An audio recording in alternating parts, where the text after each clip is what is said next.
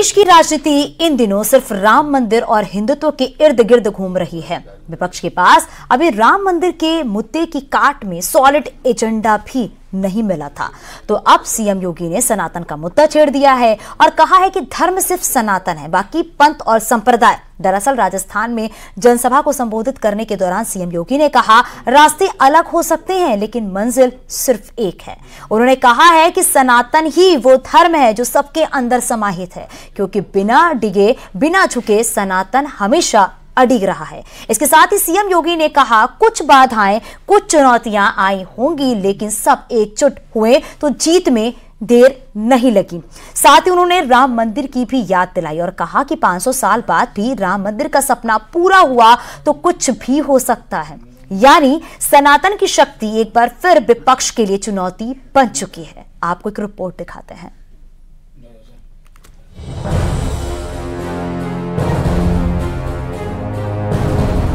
राम काज किने बिनु मोहि कहा विश्राम।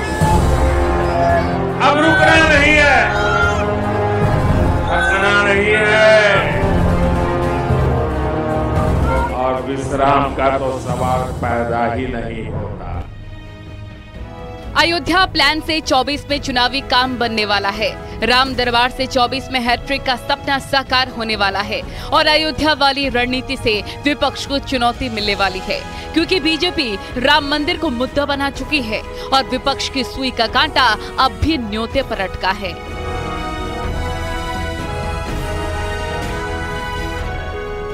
श्री राम लला के दर्शन और उसके बाद राजा राम का अभिषेक, ये सौभाग्य राम जी की कृपा से ही मिलता है।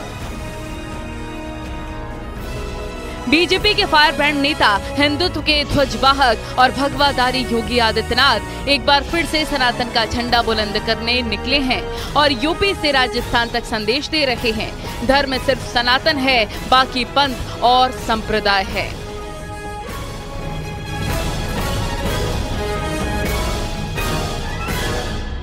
धर्म एक ही है और वो सनातन धर्म है। बाकी पर्सनैलिटियां हो सकती हैं, पंथ हो सकते हैं, संप्रदाय हो सकते हैं। हर देश, हर काल, हर परिस्थिति में जो अपनी जीवंतता को बनाए रखा है, बिना डिगे, बिना हटे, बिना झुके, वह बना रहा है। सीएम योगी के हुंकार उन विरोधियों के खिलाफ है जो राम मंदिर पर सवाल खड़े करते हैं, जो हिंदुत्व के खिलाफ रहे, जो जाति धर्म के नाम पर सनातनियों को बांटने की कोशिश कर रहे थे। उसे सीएम योगी ने एक बार फिर से आईना दिखा दिया है, साथ ही बता दिया है विभाजनकारी प्रवृत्तियों से दूरी बनानी होगी, क्योंकि 500 वर्ष बाद जब राम मंदिर का सपना पूरा हो सकता है तो कुछ भी संभव है।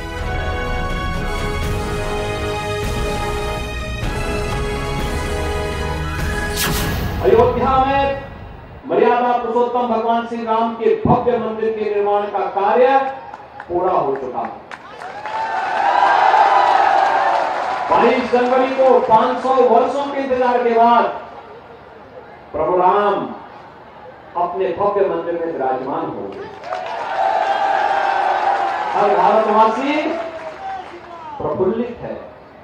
दुनिया के अंदर जहां कहीं भी सनातन हिंदू धर्मावलंबी है, वह आज अपने इस गौरवशाली परंपरा पर गौरवान्वित हो रहा है। दरअसल बीजेपी की रणनीति राम मंदिर के सहारे 24 के चुनावी रण में दम दिखाने की है और विपक्ष को घेरने का मकसद, क्योंकि जो कभी राम मंदिर से दूरी बनाया करते थे वो भी अब न्योते के इंतजार में हैं और इसी पर तकरार जारी है।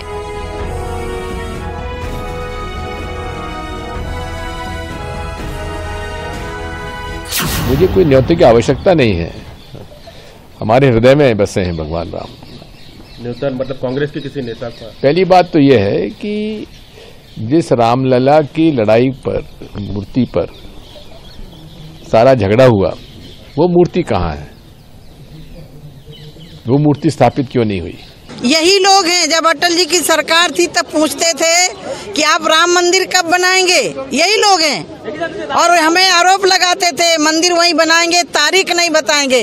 अब इनके विपक्षियों के पेट में पीड़ा पैदा हो गई जब तारीख भी बता दिया, मंदिर भी बन गया, रामलला अपने गर्भगृह में प्रवेश करेंगे। इनको निमंत्रण आया। यदि सचमुच में ये मर्यादा पुरुषोत्तम भगवान राम को मानते हैं तो राजनैतिक अवधारणा को त्याग करके रामलला के दर्शन करें। यूं तो पीएम मोदी से लेकर सीएम योगी तक राम के नाम देश भर में अभियान चला रहे हैं और उन राम भक्तों को जोड़ रहे हैं जिनकी आस्था सिर्फ प्रभु राम पर है, जो जाति धर्म से परे हैं, जो सच्चे सनातनी हैं। कुछ ऐसे ही संदेश सीएम योगी भी दे रहे हैं। Bureau report, news 18। राम मंदिर पर सियासी घमासान थमने का नाम नहीं ले रहा है। असदुद्दीन ओवैसी के साथ ही समाजवादी पार्टी के नेता भी मुसलमानों को गुमराह करने में लगे हैं और कह रहे हैं जहां मंदिर का निर्माण हुआ वहां तो पहले मस्जिद थी और इसलिए मस्जिद की लड़ाई जारी रहेगी। आपको सुनाते हैं कि आखिर सुप्रीम कोर्ट के फैसले पर भी कैसे ओवैसी से लेकर बर्क जैसे नेता सवाल खड़े करने लगे हैं और मंदिर मस्जिद को चुनावी एजेंडा बना दिया।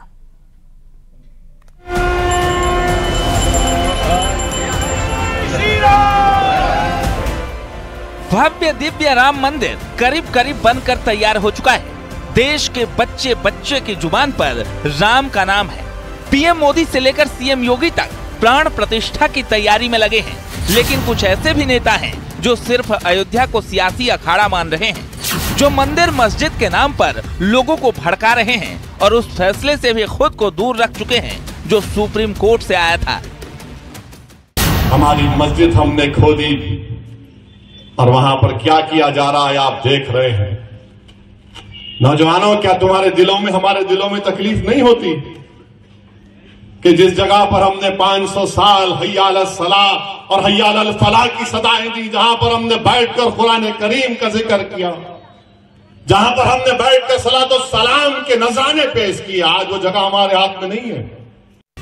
असदुद्दीन ओवैसी ने अयोध्या के नाम पर मुसलमानों को भड़काने की कोशिश की और जब सवाल पूछे गए तो बिना संकोच अपनी बातों पर अडिग रहे और कह दिया आवाज उठाएंगे चाहे गोली ही क्यों न मार दो। तो क्या मैं 6 दिसंबर की याद नहीं दिलाऊं? 6 दिसंबर अगर नहीं होता तो जजमेंट क्या आता? गलती क्या है बोलने में? गोली मारेंगे क्या? गोली चला चुके हैं गाड़ी पे, अभी और चलाइए, और क्या करना है? मगर मेरा फ्रीडम एक्सप्रेशन है, मैं एक सवाल तो उठा रहा हूं।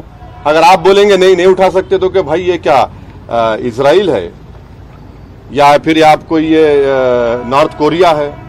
जमहूरियत है, मेरा इख्तियार है, मेरा हक है।